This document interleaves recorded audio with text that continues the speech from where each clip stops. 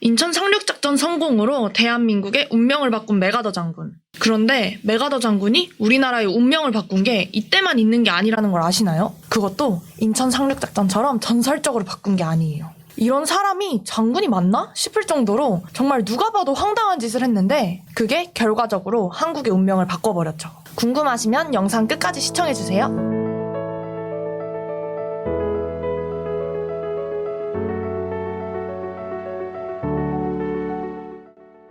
깜짝 놀라서 들어오셨죠? 한국의 운명을 뒤바꾼 메가더의 허튼 짓이라고? 분명 너하라 TV인데 메가더 장군을 깎아내리는 듯한 제목이잖아. 채널 팔아 넘겼나? 해킹당한 거 아니야? 이렇게 생각하시면서 누르신 분들 정말 많을 거예요. 채널 판 거 아니고요. 해킹도 아닙니다.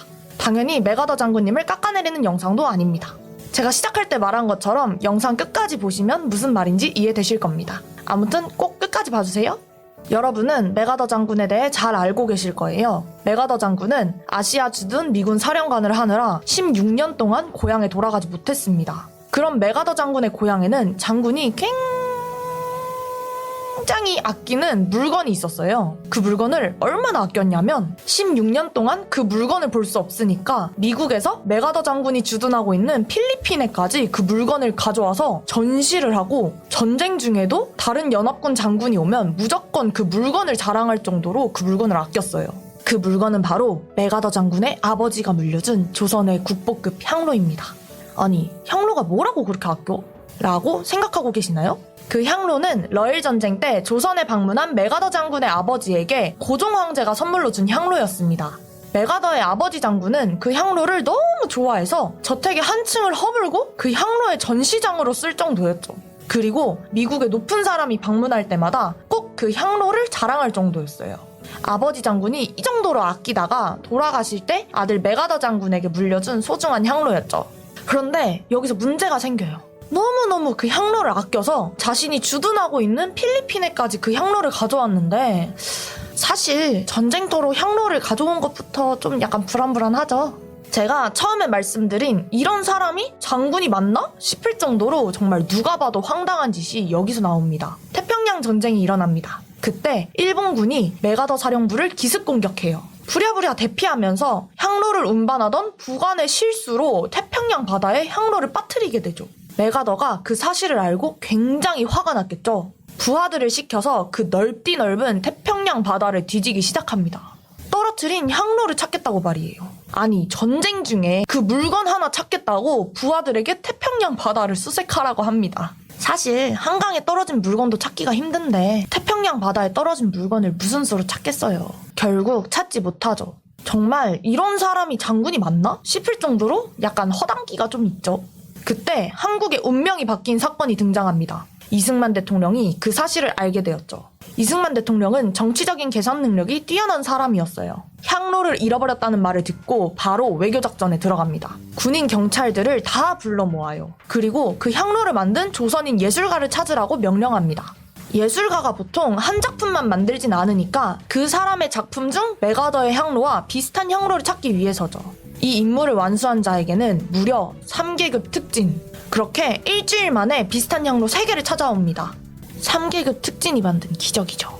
향로를 찾은 이승만 대통령은 1948년 8월 15일 우리나라 건국일에 메가더 장군을 초대합니다. 그리고 준비해놓은 선물을 전해줘요. 메가더 장군은 선물이 뭔지도 모르고 열어봤는데 잃어버린 향로가 놀란 메가더가 두 번째 그리고 세 번째 선물까지 열어보는데 비슷한 향로가 2개나 더 나옵니다. 놀란 메가더 장군에게 이승만 대통령은 90도 인사를 합니다. 이것이 이승만 대통령 91년 인생 중에 미국인에게 머리 숙인 처음이자 마지막입니다. 한평생 꼿꼿했던 이승만 대통령이 40년 지기 친구에게 90도 인사를 했다? 이유가 뭘까요?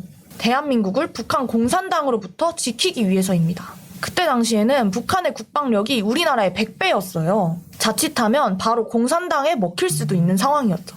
미국의 도움 없이는 대한민국을 지키지 못하는 상황이라는 걸 알기에 이승만 대통령은 40년 지기에게 평생 숙이지 않던 고개를 숙인 것입니다. 그러면서 이렇게 말씀하시죠. 각하를 향한 한국인의 마음입니다.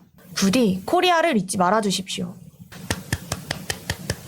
메가더 장군에게 감동의 물결이 밀려옵니다. 메가더 장군이 일정을 다 마치고 돌아가던 날 세계 모든 언론이 찾아왔습니다. 그 당시 메가더 장군의 인기가 BTS 저리 가라 할 정도였거든요. 그때 메가더 장군이 세계 언론들 앞에서 언론 플레이를 시작합니다. 이승만 대통령 각하, 보통 누구한테 얘기할 때는 상대방을 보면서 말하잖아요. 메가더는 앞을 보며 이야기합니다.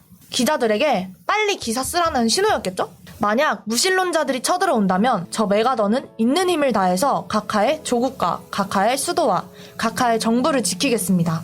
만약 서울에 공산당이 쳐들어온다면 한국의 수도가 침략당한 것이 아니라 미국의 수도가 침략당했다고 믿고 있는 힘을 다해 각하의 조국과 정부와 국민을 지키겠습니다. 메가더 장군이 이 이야기를 언론들 앞에서 2번이나 이야기해요.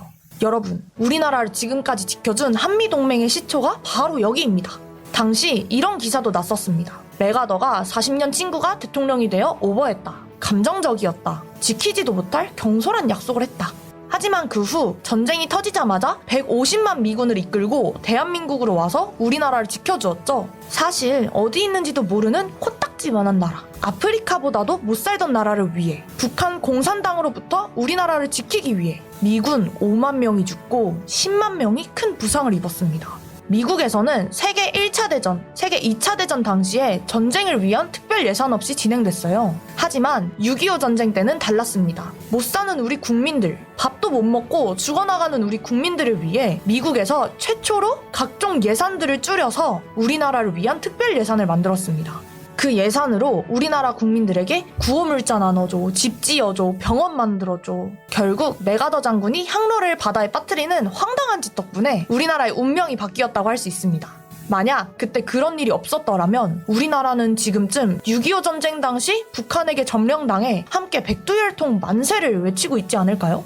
제가 처음에 분명히 말했죠? 메가더 장군을 깎아내리는 영상이 아니라고요. 오히려 메가더 장군이 우리나라를 도와준 배경을 알게 되셨을 거예요. 그리고 그런 도움을 받을 수 있게 된 건 이승만 대통령의 번뜩이는 수 때문인 것도 알게 되셨을 거예요. 분명히 이 영상을 보시는 분들 중 이승만 대통령을 부정적으로만 생각하시는 분들도 계실 거예요. 이번 영상을 통해서 내가 알던 사실이 전부는 아니구나 하는 생각을 해보는 것도 나쁘지 않을 것 같습니다.